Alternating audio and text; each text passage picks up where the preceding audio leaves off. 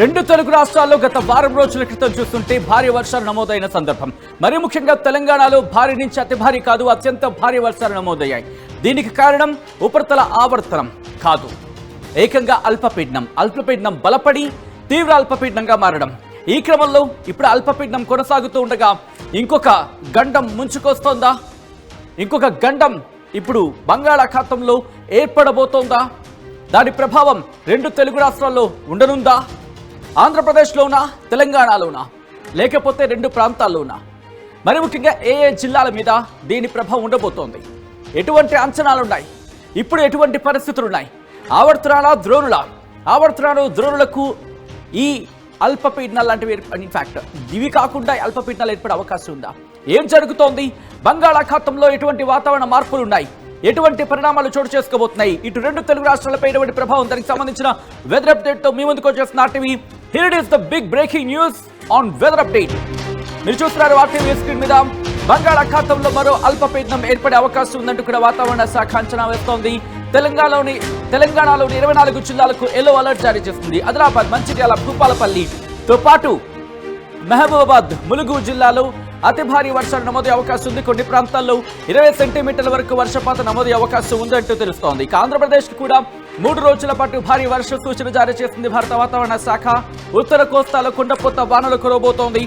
మరి ముఖ్యంగా 11 జిల్లాలకు ఎల్లో అలర్ట్ జారీ చేసింది భారత వాతావరణ శాఖ. బంగాళాఖాతంలో మరో అల్పపీడనం ఏర్పడనుందా? ప్రస్తుతం దీనికి సంబంధించిన చర్చ జోరందుకుంటున్న క్రమంలో ఎటువంటి పరిస్థితులు ఇటు అల్పపీడనానికి ఫేవరబుల్ గా ఉన్నాయి? వీటి గురించి మనం మాట్లాడుకోబోతున్నాం. ఇటు రెండు తెలుగు రాష్ట్రాలపై దీని ప్రభావం ఎలా ఉండబోతుంది అనేది మనం మాట్లాడుకునే ప్రయత్నం చేస్తున్నాం. ఇప్పటికే ఆవర్తన ప్రభావాలు ఉన్నాయి, అలాగే ద్రోణుల ప్రభావం ఉంది. వీటికి ఇప్పుడు అల్పపీడనం తోడు కాబోతోందా?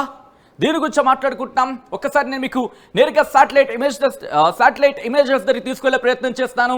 ఇదిగోండి, ఇది ప్రస్తుతం ఐఎండీ భారత వాతావరణ శాఖ శాటిలైట్ ఇమేజ్ కి సంబంధించి ఇక్కడ మీరు చూడొచ్చు బంగాళాఖాతంలో ఎటువంటి హడావడి ఉంది అనేది, ఎటువంటి పరిస్థితులు ఉన్నాయనేది. ఈ క్రమంలో మీరు చూస్తే కనుక ఇప్పటికే బంగాళాఖాతంలో ఇది ఆంధ్రప్రదేశ్ అండ్ ఒడిశాకి సంబంధించి మీరు చూస్తే అల్పపీడనం ఒకటి కొనసాగుతోంది. ఇటు ఉపరితల ఆవర్తనం పశ్చిమ బెంగాల్, ఒడిశా తీరానికి ఆనుకొని వాయువ్య బంగాళాఖాతంలో సముద్ర మట్టానికి 1.5 నుంచి అలాగే 1.5 అలాగే 5.8 కిలోమీటర్ల మధ్య కొనసాగుతోంది. ఎత్తుకు వెళ్లే కొలది నైరుతి వైపు వంగి ఉంటుంది అంటూనే వాయువ్య బంగాళాఖాతంలో మరొక కొత్త అల్పపీడనం ఏర్పడబోతోంది. సెప్టెంబర్ 2న ఏర్పడే అవకాశం ఉందంటూ కూడా భారత వాతావరణ శాఖ అంచనాలున్నాయి. ఇక దీంతో పాటు ఆంధ్రప్రదేశ్ యానం దిగువ ట్రోప్ ఆవరణంలో నైరుతి మరియు పశ్చిమ గాలులు వీస్తున్నాయంటూ కూడా భారత వాతావరణ శాఖ చెప్పుకొస్తున్న సందర్భం. ఈ క్రమంలో ఒకసారి మనం చూసే ప్రయత్నం చేద్దాం. వాయువ్య బంగాళాఖాతం అంటే ఇదిగోండి, ఇటువైపు ఇది వాయువ్యం అనుకుందాం. ఇది అనుకోను కదా, వాయువ్యంతో పాటు ఇది ఈశాన్యం,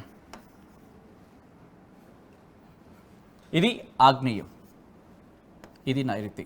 ఒకవేళ నేను తప్పు చెప్పండి, ఇది వాయువ్యం, ఈశాన్యం, ఆగ్నేయం, నైరుతి. సో ఈ క్రమంలోని మీరు గమనిస్తే కనుక ఇక్కడ మీరు చూడొచ్చు బంగాళాఖాతంలో ఎటువంటి పరిస్థితి ఉందనేది. ఈ క్రమంలో ఇప్పటికీ ఒడిశా ప్రాంతంలో ఇక్కడ మీరు గమనించండి, ఒక అల్పపీడనం కొనసాగుతోంది. ఈ ప్రాంతంలో అబ్జర్వ్ చేయండి. ఆంధ్రప్రదేశ్, ఒడిశాకు సంబంధించి మీరు చూస్తున్నారు కదా, ఆంధ్రప్రదేశ్, ఒడిశాకి సంబంధించి ఒక అల్పపీడనం ఉంది. ఇప్పుడు దీనికి ఇంకొక అల్పపీడనం తోడవుతోంది. ఒకసారి క్లోజ్లో మీరు చూస్తే అర్థమవుతోంది. సో దానికి తోడుగా ఇప్పుడు దీనికి తోడుగా ఒక్కసారి ఇటువైపు ఆ పరిస్థితులు చూడండి. ఒకసారి ఆ పరిస్థితులు గమనించండి. ఇటువైపు కాదు, పూర్తిగా ఇటువైపు ఇలా అనుకున్నప్పుడు కూడా ఒకసారి పరిస్థితులు గమనించండి. ఎటువంటి పరిస్థితి ఉందనేది మనకి అర్థమైపోతుంది. సో ఈ క్రమంలోని ఇటు భారత వాతావరణ శాఖ కూడా అంచనాలు అయితే ఉన్నాయి. ఏమని? ఇటు రెండు తెలుగు రాష్ట్రాల్లో కూడా ఇంకొక అల్పపీడనం ఏర్పడే అవకాశం ఉంది అంటూ కూడా. సో పరిస్థితులు మీరు చూడొచ్చు ఎటువంటి సిచ్యువేషన్స్ ఉందనేది. సో ఇక్కడి నుంచి నేరుగా నేను ఇంకొక శాటిలైట్ ఇమేజ్ని చూపించే ప్రయత్నం చేస్తాను, సో దట్ మనకి ఇంకాస్త క్లియర్గా ఉంటుంది. ఇదిగో అక్కడ కాస్త మనకి క్లమ్సీగా ఉండొచ్చు, ఇక్కడ మీకు క్రిస్టల్ క్లియర్గా ఉంది కదా. ఇది ఆంధ్రప్రదేశ్, ఇది ఒడిశా, ఇది తెలంగాణకు సంబంధించి మీరు చూస్తే ఇక్కడ ఎటువంటి పరిస్థితులు ఉన్నాయనేది ఇటు మళ్ళీ ములుగు ఈ ప్రాంతాలకు సంబంధించి ఇది తూర్పు తెలంగాణ మీద ఇంపాక్ట్. తూర్పు తెలంగాణ నుంచి ఉత్తర తెలంగాణతో పాటు ఈసారి కాస్త ఇటు దాదాపుగా ఆగ్నేయ తెలంగాణ మీద కూడా ఇంపాక్ట్ చూపించే అవకాశం ఉందనేది మనకు దీన్ని బట్టి అర్థమవుతోంది. ఇప్పటికీ ఆ ప్రభావం మనం చూస్తున్నాం. హైదరాబాద్ వరకు కూడా మనకి ఆ ప్రభావం మనకి కనిపిస్తోంది. సో ఇంపాక్ట్ మనం చూస్తూ ఉంటే దాంతోపాటు ఒక్కసారి ఇక్కడ మీరు చూడొచ్చు ఈ పరిస్థితులు. బంగాళాఖాతంలో ఎటువంటి పరిస్థితి ఉందనేది మీరు చూడొచ్చు. అల్పపీడన ప్రభావం, ఒక అల్పపీడనం ఏర్పడే అవకాశం ఉందంటూ కూడా చర్చ జరుగుతున్న క్రమం. బహుశా 2వ తారీఖుల్లా అల్పపీడనం ఏర్పడొచ్చంటూ కూడా భారత వాతావరణ శాఖ అంచనా వేస్తోంది. ఈ క్రమంలో ఒకసారి నేను భారత వాతావరణ శాఖ ఇచ్చిన ఆ అలర్ట్ని చూపించే ప్రయత్నం చేస్తున్నాను. భారత వాతావరణ శాఖ కొద్దిసేపటి క్రితం ఈ రిపోర్ట్ ఇచ్చింది. ఒకసారి రిపోర్ట్ స్టార్టింగ్ వెళ్ళి ప్రయత్నం చేస్తున్నాను, సో దట్ మనకి ఇంకా క్లియర్గా ఉంటుంది. కాబట్టి ఇదిగోండి, కొద్దిసేపటి క్రితం మధ్యాహ్నం 2 గంటలకి భారత వాతావరణ శాఖ ఇచ్చిన రిపోర్ట్ ఇది. మధ్యాహ్నం 2 గంటల ప్రాంతంలో భారత వాతావరణ శాఖ ఇచ్చిన రిపోర్ట్ అది. ఏమంటోంది? Heavy to very heavy rainfall spell likely to continue over north west India అని చెబుతూని దాంతోపాటు ఇదిగోండి ఇక్కడ మీరు చూస్తే కనుక మిగిలిన ప్రాంతాలకు సంబంధించి కూడా మెన్షన్ చేసి ఉంది. సో ఈ క్రమంలోని ఇటు భారత వాతావరణ శాఖ భారత వాతావరణ శాఖ రిపోర్ట్ ఇచ్చిన సందర్భం కాస్త జూమ్ ఎక్కువైంది. ఓకే, సో డైరెక్ట్గా రిపోర్ట్కి వెళ్ళే ప్రయత్నం చేస్తున్నాను. నార్త్ వెస్ట్ ఇండియా గురించి మనం మాట్లాడుకుందాం. వెస్ట్ ఇండియాకి సంబంధించి అంటూ చెప్తోంది.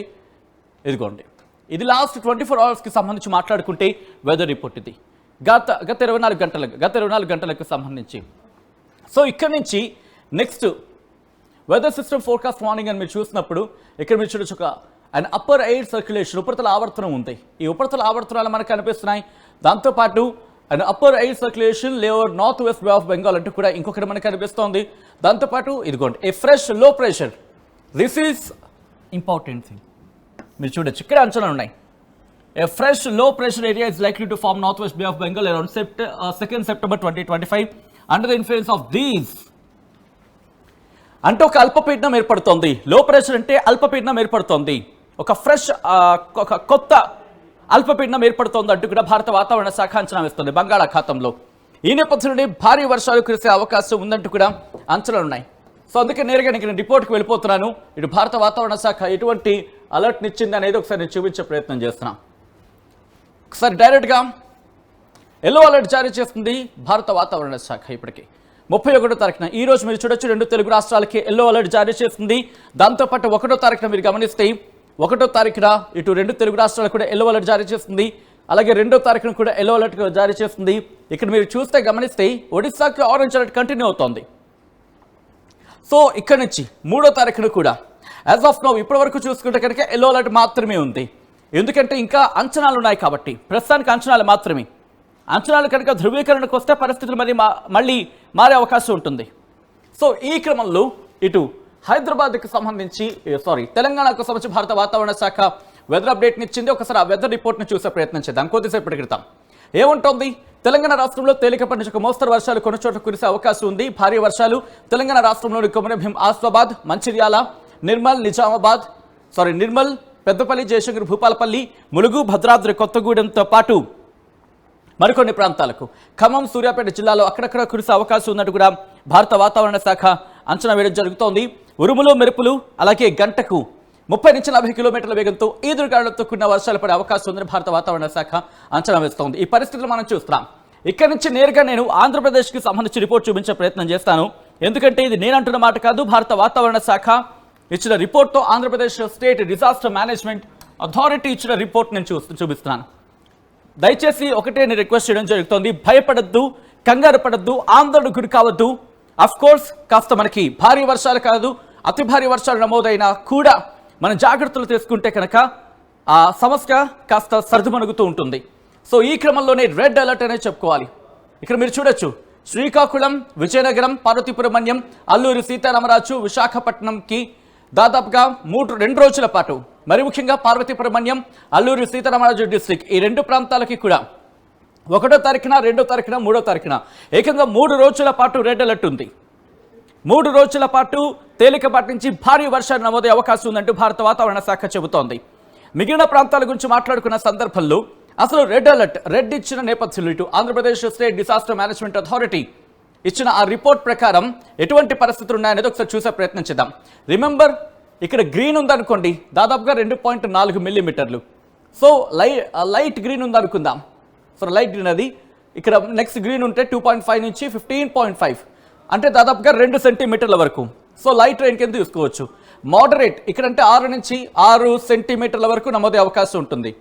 దాంతోపాటు హెవీ అంటే కనుక 6 నుంచి దాదాపుగా 12 సెంటీమీటర్లు. వెరీ హెవీ అంటే కనుక 12 నుంచి 21 సెంటీమీటర్లు సుమారు. ఎక్స్ట్రీమ్లీ హెవీ అంటే కనుక 20 సెంటీమీటర్లకు పైగా. సో ప్రస్తుతానికైతే మాత్రం హెవీ రెయిన్ఫాల్ అంటే రెడ్ అలర్ట్ మాత్రమే జారీ చేసింది భారత వాతావరణ శాఖ ఇచ్చిన రిపోర్ట్తో. ఇటు Andhra Pradesh state disaster management authority, Andhra Pradesh state disaster management authority, revenue department ఇచ్చిన రిపోర్ట్ ఇది. ఆంధ్రప్రదేశ్ వెదర్ అవుట్లుక్ అంటూ 5-day ఫోర్కాస్ట్ అంటూ చెప్పుకొచ్చింది.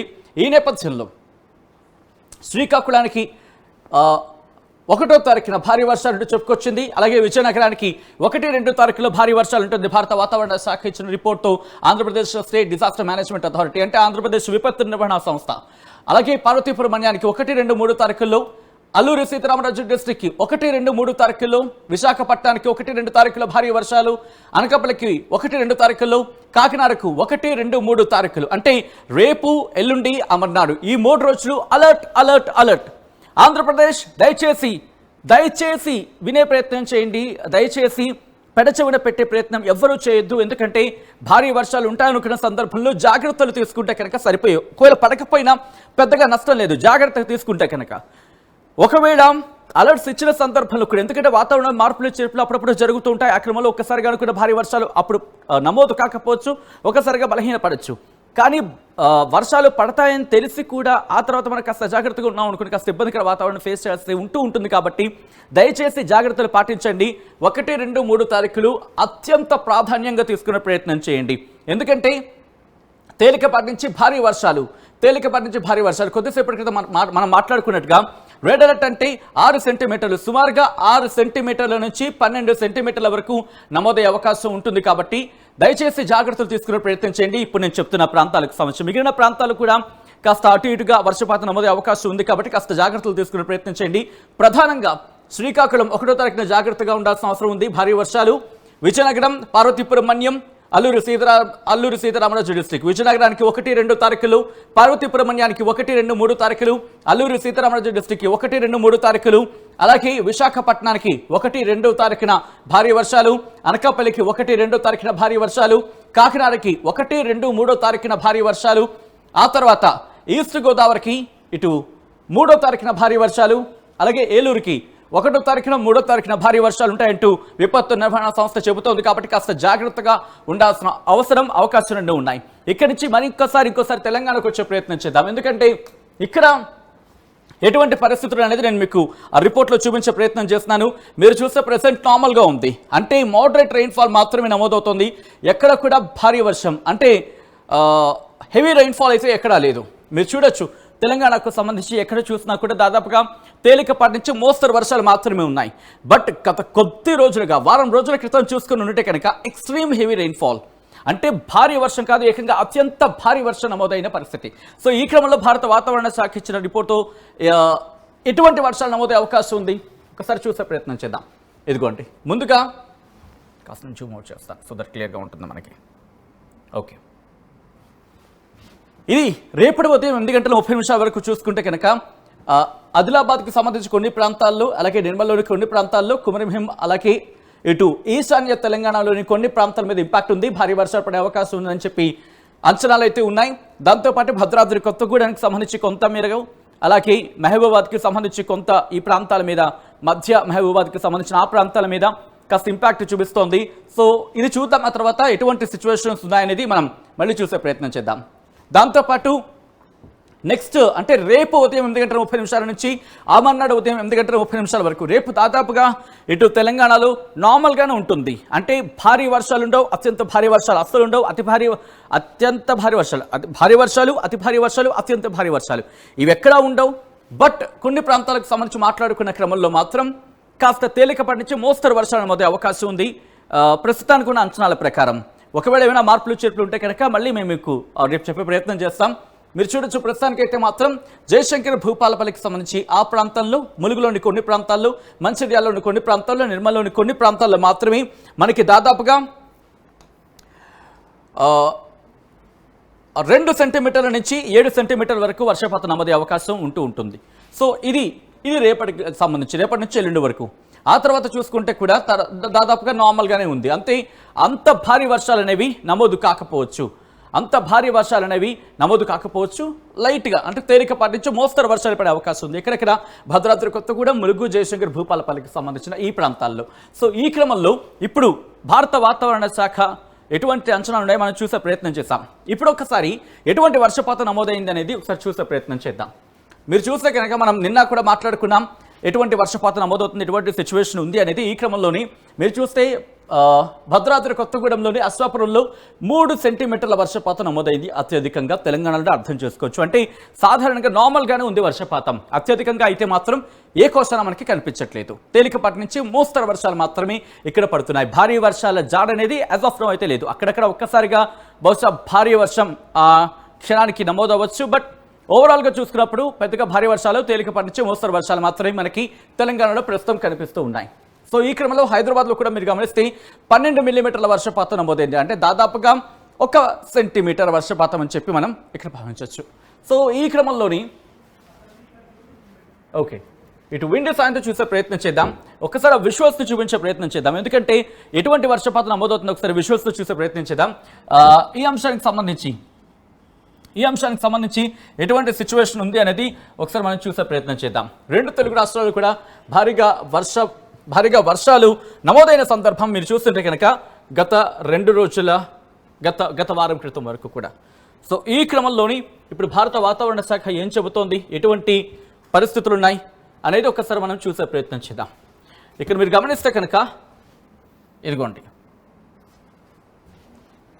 ఇటు శ్రీకాకుళం ఈ ప్రాంతాల్లో చూడండి ఒకసారి మనకి ఆ ఇంపాక్ట్ అనేది కనిపిస్తుంది. కాస్త బ్లూయిష్గా అయితే ఉంది. సో ఈ క్రమంలో మనం టైం ఎలా ఉంచేద్దాం, చూద్దాం ఎటువంటి పరిస్థితులు ఉంటాయనేది. రేపటి నుంచే మనకు కాస్త ఆ డెవలప్మెంట్ మనకు కనిపిస్తోంది. ఆ తర్వాత ఎల్లుండి నుంచి కాస్త సిచ్యువేషన్స్ మారే అవకాశం ఉంది.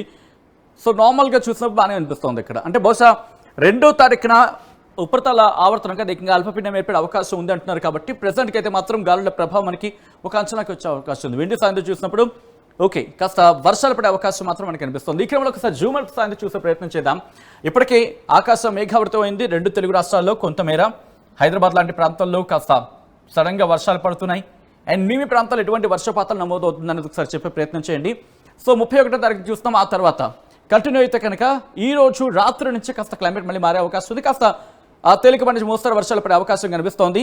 సో దీని ప్రకారం అంటే జూమర్తో సాయంత్రం చూసినప్పుడు ఈరోజు రాత్రికి గుంటూరు ఈ ప్రాంతాల్లో కాస్త వర్షాలు నమోదే అవకాశం మనకు కనిపిస్తోంది. ఆ తర్వాత మళ్ళీ కాస్త నెమ్మదించే అవకాశం ఉంది. 2వ తారీఖున మాత్రం రేపు మధ్యాహ్నం నుంచి విశాఖపట్నం ఆ ఉత్తరాంధ్ర మీద ఇంపాక్ట్ చూపించే అవకాశం ఉందనేది మనకి అర్థమవుతున్న పరిస్థితి. తర్వాత మెల్లిగా 2వ తారీఖు నుంచి చూసుకుంటే కనుక బహుశా 2వ తారీఖున మళ్ళీ ఆ అల్పపీడన ప్రభావంతో ఆ ఇంపాక్ట్ ఏ మేరకు ఉంటుందనేది మనం ఇంకా బహుశా అంచనాలు అయితే ఉన్నాయి. ఇక్కడ అల్పపీడనం ఏర్పడచ్చు అని చెప్పి.